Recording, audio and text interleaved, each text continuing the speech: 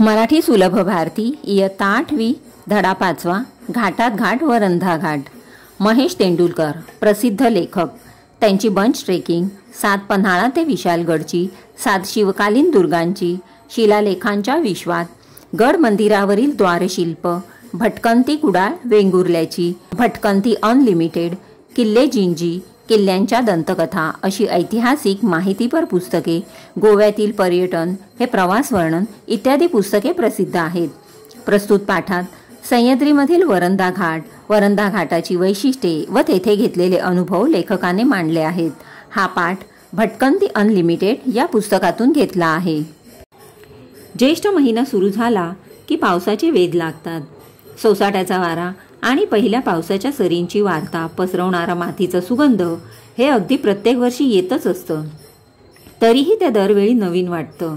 बालपणी बेफाम होऊन ये ग सरी माझे मडके भरी च्या तालावर पावसात चिंब चिंब भिजणं आणि त्याबद्दल आईवडिलांकडून पोटभर मार खाणं, आजी आजोबांकडून कागदी होड्या करायला शिकून त्या पावसाच्या पाण्यात सोडण्यासाठी पुन्हा आतुरतेनं वाट पाहणं, अशा कितीतरी आठवणी घेऊन दरवर्षी पाऊस येत असतो.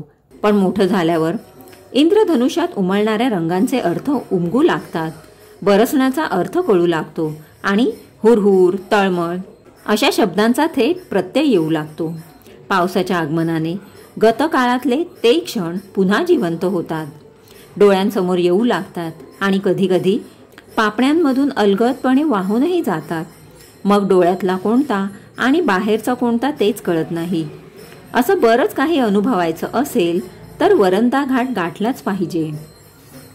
पुण्याहून महाडकडे जाताना हिरव्या हिरव्या रंगाची झाडे पाहत पाहत पावसाळ्यातले टिपिकल पावसाळी कुंद वातावरण एन्जॉय करत करत प्रवास सुरू असतो.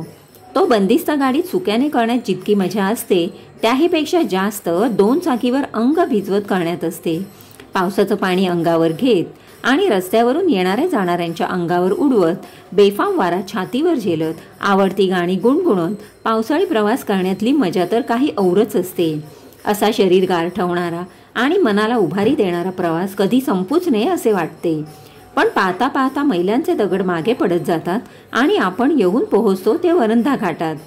घाटात घाट वरंधा घाट बाकी सब घाटिया असे इथे आल्यावर वाटते. पाण्यावर झुकलेल्या हिरव्या गच्च झाडीतून रोरावत बाहेर येणारे धबधबे, दरीतलं हिरवं रान, ढगाळलेले डोंगर, पावसाची संततधार, मोठमोठ्या दगडांवर आसूड मारत धावत खळाळत वाहणारे पाणी, असे निसर्गाचे विहंगम दृश्य डोळ्यासमोर येते अन नजरेचे पारणे फेडून जाते.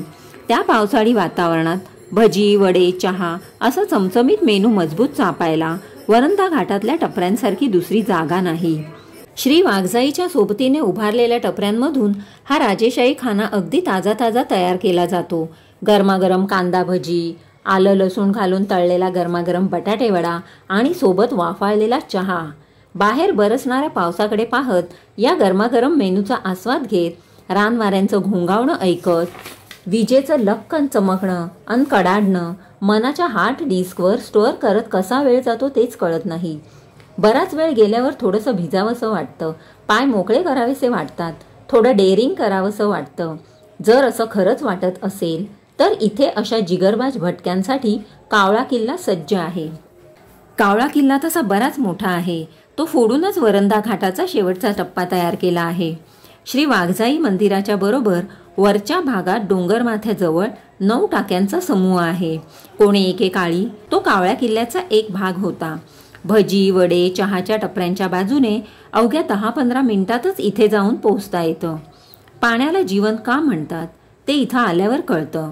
काळ्याशार पाषाणात खोदलेली पाण्याची ती टाकी कित्येक वर्षे कित्येकांची तहान भागवत असेल कोण जाणे.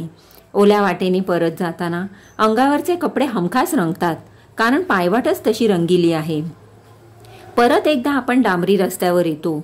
उजव्या हाताच्या वळणावर कावळा किल्ल्याकडे जाणाऱ्या पायवाटेवर नजर स्थिरावते.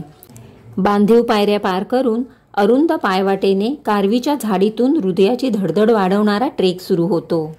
वरंधा घाटाच्या उत्तरेला पसरलेल्या डोंगराच्या सोंडेवरून जाताना डावीकडे खाली वरंधा घाटाचा कोकणात उतरत जाणारा वळणावळणाचा रस्ता दिसतो. इथून पाय सटकला की थेट समर्थांच्या शिवथर घळीत.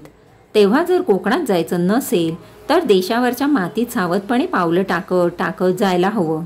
डोंगरधारेच्या कड्यावरून जाणारी अरुंद पायवाट एका सपाटीवर येऊन थांबते. तशी सपाटी ही अरुंदच. तिथून पुन्हा एकदा कारवीची झाडी बाजूला करत करत शेवटी एका टेकाडाची उतरून अखेरची चढाई समोर येते. इथून वरंधा घाटाचं मस्त दर्शन घडतं. डोंगराच्या सोंडेच्या शेवटी जोत्याचे अवशेष आणि ढासळून गेलेल्या बुरुजाचे अवशेष दिसतात. कोकणातला निसर्ग पाहत काही वेळ इथंच शांत उभं राहायला हवं, निसर्गगीत अनुभवायला हवं. परतीच्या प्रवासात डोळ्यात साठवलेले ते पावसाचे 4 क्षण, अरुंद पायवाटेवरून अनुभवलेला तो थरार, कारवीच्या झाडाचे ते काडकन मोडणं आणि त्याचा आवाज ऐकून काळजात लख्ख होणं आणि लगेच त्यातून सावरणं, हे सारं काही आठवत राहतं. हसता हसता रडवणारा आणि रडत रडत हसवणारा हा ट्रेक एन्जॉय करायचा असेल तर वरंधा घाटाच्या दिशेने आपल्या गाडीची चाकं वळवायला हवीत.